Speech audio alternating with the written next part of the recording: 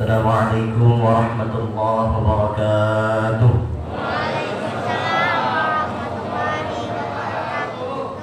Alhamdulillahi rabbil alamin. Nahmaduka ya dzal jalali wal ikram. Wa nusalli wa nusallimu ala sayyidina wa maulana Muhammadin wa ala alihi wa sahbihi wa man tabi'ahum bi ihsanin ila yaumiddin. Amma ba'du. Yang saya hormati para ustaz, para ustazah, yang saya hormati para pengurus masyarakat, yang saya hormati juga para pengurus-pengurus masjid, serta yang kami banggakan semuanya, umat Nabi Muhammad sallallahu alaihi wasallam, terutama yang ada di masjid ini. Pertama-tama mari kita haturkan rasa syukur alhamdulillah kita kehadirat Allah Subhanahu wa taala. Karena dengan bersyukur inilah kita memperoleh identitas kebanggaan kita sebagai hamba dari Allah Subhanahu wa taala. Dikutip dari sebuah qaul, "Kafani 'izzan an akuna laka 'abdan wa kafani fakhran an takuna li rabban." Cukup menjadi hal yang memuliakanku adalah ketika aku menjadi hambamu, dan cukup yang menjadi kebanggaanku adalah ketika engkaulah yang menjadi Tuhanku. Kemudian saudara serta salam mari kita haturkan kepada Nabi Muhammad sallallahu alaihi wasallam beserta para sahabatnya, para keluarganya, para sahabatnya, dan para pengikutnya sampai yaumil qiyamah nanti. Amin amin ya rabbal alamin. Pada kesempatan kali ini saya kedapatan tema tentang birrul walidain. Maka yang akan saya bahas di sini hanya akan membahas tentang dua perkara yang mendasar saja, yakni tentang apa dan tentang mengapa. Pertanyaan apa ini biasanya terkait definisi. Apa itu birrul walidain? Birrul walidain itu sendiri terdiri dari dua suku kata. Yang pertama al-birru, yang kedua al-walidani atau al-walidaini, kemudian digabungkan menjadi birrul walidain. Al-birru sendiri menurut Imam Al-Asrihani dalam kitab Mufradati Al-Faghil Qur'annya, beliau mengatakan bahwa kata al-birru seakar dengan kata al-barru yang artinya daratan yang sangat luas. Karena gambaran yang luas ini kemudian diartikan pula dalam kata al-birru yang berarti at-tawassu'u fil ihsan, atau memperluas dalam hal kebaikan. Maka jika digabungkan dengan kata birrul walidain, maka at-tawassu'u fil ihsani ilaihima, memperluas dalam hal kebaikan kepada kedua orang tua. Itulah definisi dari birrul walidain. Atau juga bisa diartikan lawan dari kata al-uquq, yaitu durhaka. Lawan dari kata al-uquq itu sendiri artinya berbakti kepada kedua orang tua. Lanjut kepada pertanyaan mengapa. Pertanyaan mengapa ini terkait mengapa sih kita itu harus berbakti kepada kedua orang tua. Dalam hal ini saya hanya akan membahas dengan dua pendekatan saja. Pendekatan pertama melalui pendekatan keagamaan, yang kedua melalui pendekatan sosial keagamaan.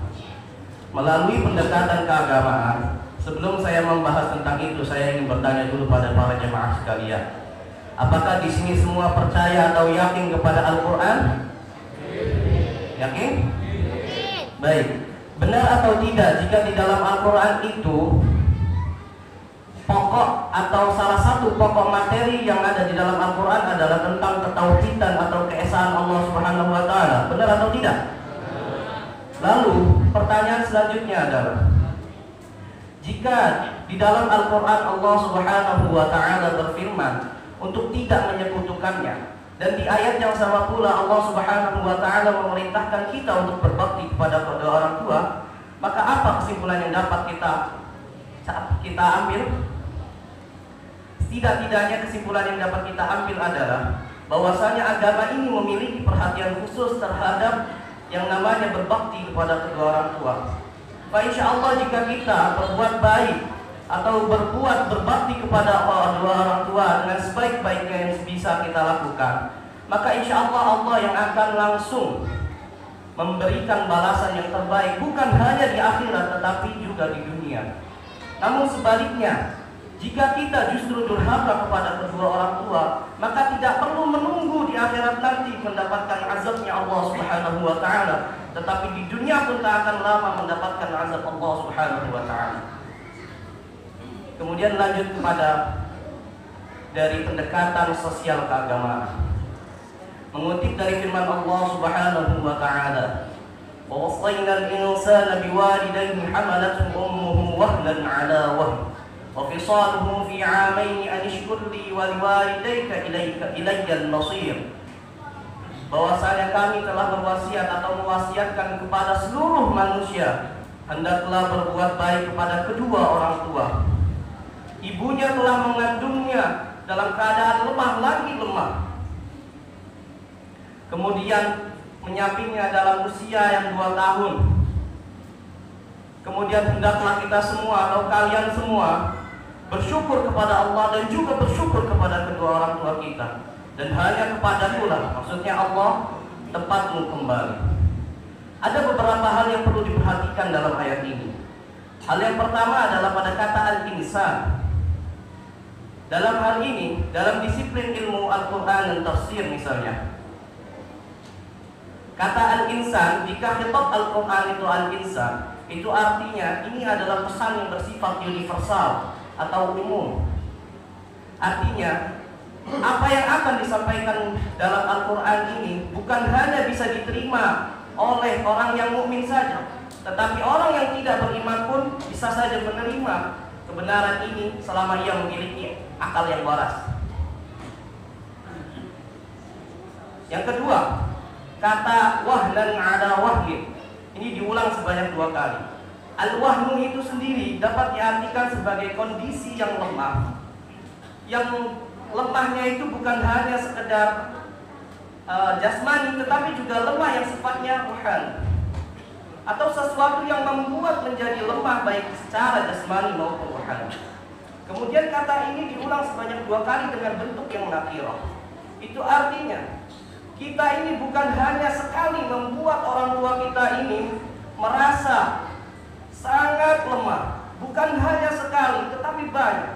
Contoh saja misalnya dari aspek ketika orang tua kita mengandung, betapa susahnya ibu ketika tidur miring susah, tidur terlentang susah, apalagi tengkurap.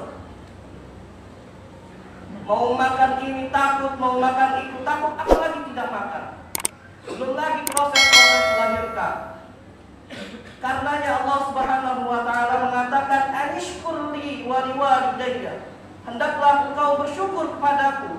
Maksudnya Allah. Kenapa? Karena Allah telah menciptakan seseorang yang rela mati-matian demi kita. Dan jangan lupa untuk bersyukur kepada kedua orang tua kita, karena dialah aktor yang menjadi orang yang mau merelakan diri untuk merasakan lemahnya jasmani maupun rohani. Karenanya tidak berlebihan jika dikatakan ridallahu fi ridal walidain wa sukhtullahi fi sukhtil walidain. Ridhanya Allah berada pada ridhanya kedua orang tua, dan murkanya Allah juga terletak pada murkanya kedua orang tua kita. Maka jika kita tetap memilih untuk durhaka kepada kedua orang tua kita, lalu di mana akhlak kita kepada kedua orang tua kita? Lalu di mana akhlak kita kepada Allah Subhanahu wa taala? Apa yang bisa kita jawab ketika kita besok diadilkan di dalam pengadilan Allah Subhanahu wa taala? Namun jika tetap masih ingin berdurhaka lagi, silahkan. Tetapi lihat, jangan nunggu di akhirat nanti. Di dunia pun akan melihat azab yang sangat pedih. Demikian yang dapat saya sampaikan. Adapun beberapa caranya sebenarnya banyak. Tetapi karena keterbatasan diri saya pribadi, saya cukupkan sampai di sini. Semoga untuk detail-detailnya bisa dipelajari di ta'lim guru-guru kita nanti. Amin ya rabbal alamin. Kurang lebihnya mohon maaf. Al-'afwu minkum. Wassalamualaikum warahmatullahi wabarakatuh.